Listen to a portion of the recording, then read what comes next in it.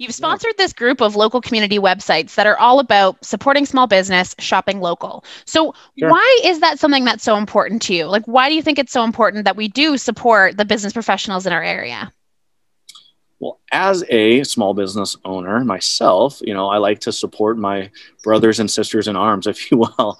And there's so much noise out there with mega corporations and national brands, which I get. They've got some more dollars to put behind that. But us little guys, if you will, have some great products, great services, great customer service, that kind of thing.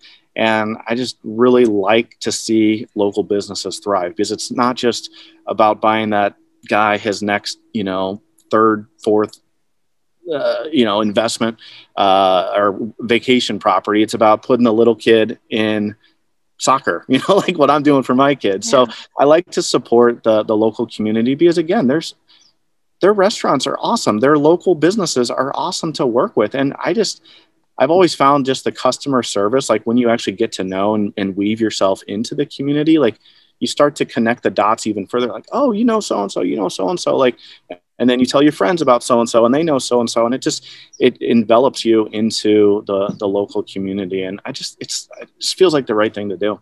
Yeah, that's awesome. And I think when we talked about earlier about having trust in an agent, it's also really helpful to have a real estate agent that has a contact in all these different industries. So you know someone to go to if you need a referral for other things. So that's really, really wonderful that you're so truly connected to the community.